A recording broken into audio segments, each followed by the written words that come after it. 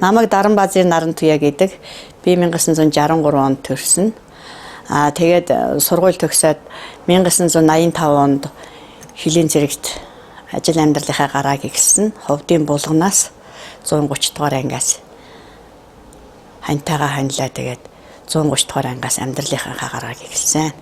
Тэгээд 1985-аас 1990 онд хүртэл Ховдын 130 дугаар ангид ажиллаж агаад 90 оноос Увс аймгийн 245 дугаар ангид ирж ажилласан.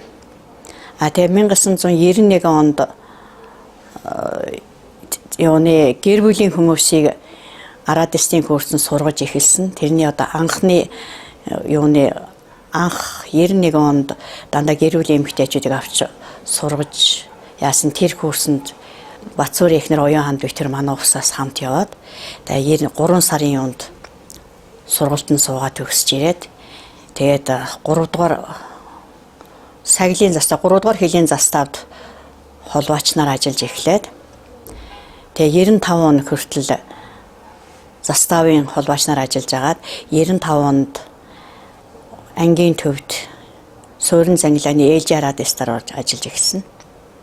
Тэгээд тэр үед бид нэр 129 Сокол МЗ 392 гэсэн станцуудаар ажил үүргээ гүйцэтгэдэг байсан.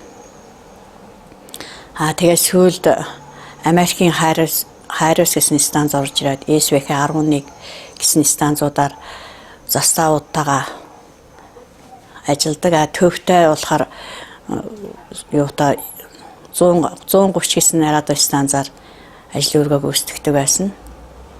Тэр үед бол цагийн байдлын маш их өрнөлттэй маш хүнд нөхцөл бид нар ажилладаг байсан. Ер нь байнгын чагналттай, байнгын 24 цагийн байнгын чагналтаагаар л ажилладаг байсан.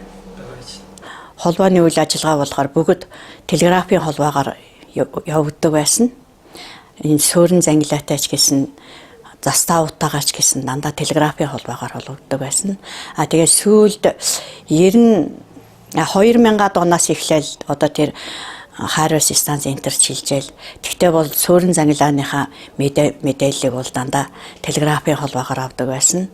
Тэгэл тэр үе чинь телеграфийн холбоог чинь 2000-аас 3000-ад гөрөвтэй мэдээ ирнэ. Тэгээд холбоогоо бол бид нар яг 24 цагийн байхгүй, тог байхгүй. Тэгээд дандаа уудын мотор том уудын мотороор асааж тэгэл цаг тутам шахам дээр уудын мотороор ажиллаад тэг өөртөө асаагаал яг одоо ангийн төв суурин зангилаанд ороод ихт бол 4 ээлжийн холбооч нь тэрний 3 нь эрэгтэй холбооч нь тэгээд ангийн хэмжээнд болж анхны тийм эмэгтэй холбооч нь бий байсан. Тэгэл ердөө тэр эрэгтэй улсуудын ижилхэн мөр зэрэгцээл уудын мотор асаагаал тэгэл одоо бүх үйл ажиллагааг явуулдаг байсан. Өвлийн күүтэн дэш тэр зуны халуун дэш тэр гадаа уудын мотороос ачаал тэгэл тэрийг арай бүх үйл ажиллагаагаа явуулдаг байсан.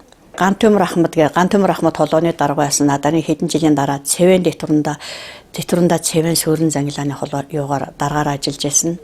Тэгэл ээлжийн холбооч нь гэхтэр Лувсан зэрэгахлагч Бэмбжав Хатуу Цэрэн чимэд гэл ингээд битгээчин суурин зангилаан дээр ажиллаж байсан. Тэгээд заставуудад болох дээр чинь Төмбаяр, Мөнхбат, Утган жаргал, Уян ханд тэгээд Үлзий хишиг, Аюуш, Гансүх, Баттогт гэл ингээд 10 застав маань нэг энгийн нэг цэргийн гэсэн ингээ хоёр ээлжийн холбоочнтой. Тэгээд одоо төв дээрээ бид нар бол 24 цагаар үүргүүлсэн. 24 цагаар бол застав болон суурин зангилаануудтайгаа ердөө ганцаараа л бүх үүргээ гүйцэтгээл. Тэгэл ердөө заримдаа хоол цайгаа ч идэх завгүй тэгэл тийм л их ачаалтаа ажилладаг байсан. Тэгээд сүүлд техник дэвшил хөгжил яагаад харин Хайрус энтекс станцууд орж ирээд зарим юугаа болохоор өгөгдлөөр юугаар авдаг болсон.